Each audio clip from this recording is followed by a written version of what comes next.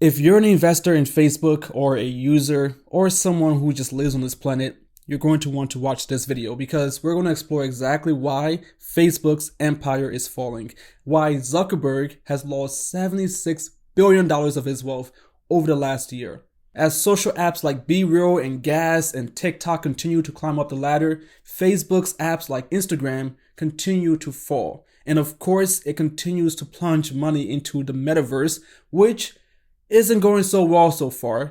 And we need to explore why, because as investors, we need to understand what's going on. As people on this planet that are subjected to these apps, that have to use these apps, we have to understand what the moves are and where to, of course, put our attention. So give me just a few minutes of your time, and by the end of this video, you'll understand better how Facebook got to the place that it is now, and maybe what the silver linings are for this company as it tries to recover from this period of its journey.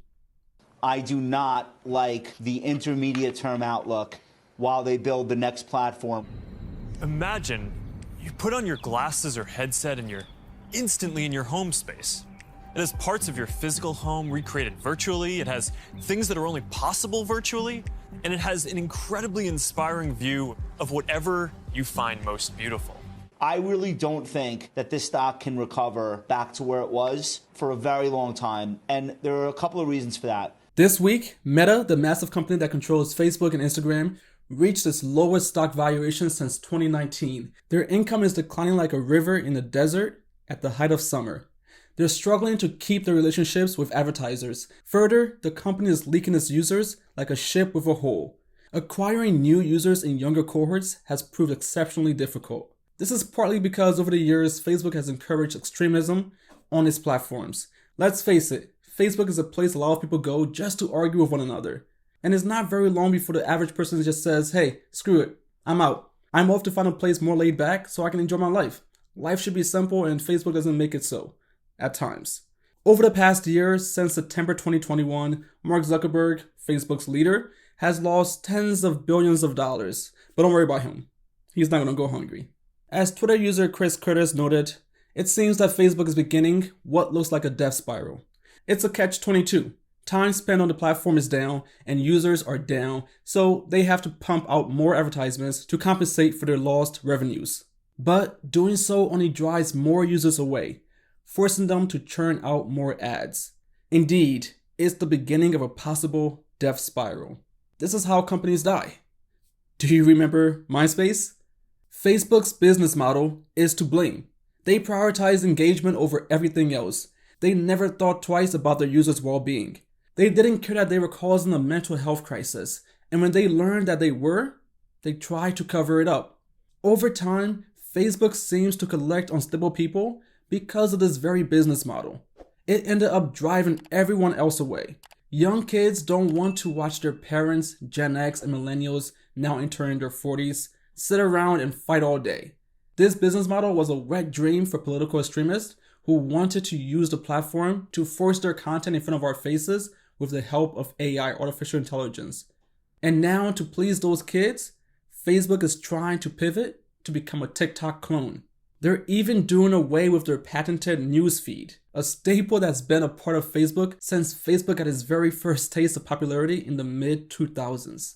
They will now favor the short video reel model that TikTok is famous for. It's a model Instagram, Facebook's testing grounds, has adopted first. Yes, Facebook won't be a place for friends anymore. It's going to become mostly just another short-term video platform. Recently, The Verge and Vox's podcast, Land of the Giants, discussed Facebook's past and future at length, covering the upcoming changes. But questions remain about the company's viability under such a model. First, do we need another TikTok spin-off? It's one thing to steal Snapchat's filters and disappearing messages. It's another thing to toss out your entire business model to try to copy someone else's entirely. But that's only the start of their problems. Meta has also struggled to acquire and keep content creators on both Facebook and Instagram. In 2021, Facebook launched Bulletins to try to compete with Substack. They offered a paid subscription model for long-form writers. But they weren't very bullish on this endeavor. Outside of a news article announcing the change, there wasn't much more press and marketing. As a result, few people noticed, and the platform Bulletins isn't doing as well as I'm sure Facebook would like. Also, people might have just not been paying attention. Remember when we were all going to be in the metaverse? How many of your friends are excited about that right now? Very few people I know, if any at all, are hyped about the metaverse at this very moment. And despite how many billions of dollars Facebook continues to plow into this metaverse platform, it's unlikely to ever result in anything meaningful. After bulletins, Facebook endeavored to use their pages to urge their content creators to make videos for money. But few creators paid attention to that. The company is painfully struggling to break free of the bad reputation it's earned by spending years prioritizing engagement without prioritizing quality. And while Instagram might seem like a mecca for influencers, content creators are less warm about the platform these days. You see, Instagram suffers from the prioritization of recency. Let me explain. On a platform like Instagram, where there's little text and the feed is mainly focused on photos, posts don't come up in search engines as often as other platforms. The life cycle of an Instagram post has gotten increasingly short. Previously, a post on Instagram might have lasted you a few weeks or months. That dwindled to days and then hours. Within hours, the post is out of everyone's feeds. Out of sight, out of mind. Think about all of the work that goes into a post. The lighting, the hair, the sets, and all the things professionals need to take care of to make a high quality post. That's a lot of work only for a few hours of exposure. Compare that with YouTube, which will bring traffic for years and years to come. YouTuber Vanessa Lau discusses this in a recent YouTube video. She says that her Instagram feed is mostly repurposed YouTube content at this point. This means she's not gearing her video content for Instagram's native resolution or platform vibes. She's just duplicating them onto Instagram for more views. All of these issues raise important questions. Can platforms succeed in 2023 without high quality creators? Why can't Meta attract professional creators and quality artists, no matter what they try? Did they get so used to having a constant stream of free content from Facebook users that users being paid on other platforms caught them by surprise? The truth that Meta, Facebook, and Instagram are realizing is that free content lacks the professional quality that's become the norm and expectation in the modern world. Unfortunately for Meta, we can combine this with the fact that creators just don't want to be in either place as much anymore. And it looks like Facebook is alive solely thanks to inertia alone and people resistant to change. Plus, we can't forget all the people who just love to argue. And Instagram, which has been Meta's saving grace in the past, is following in its wake.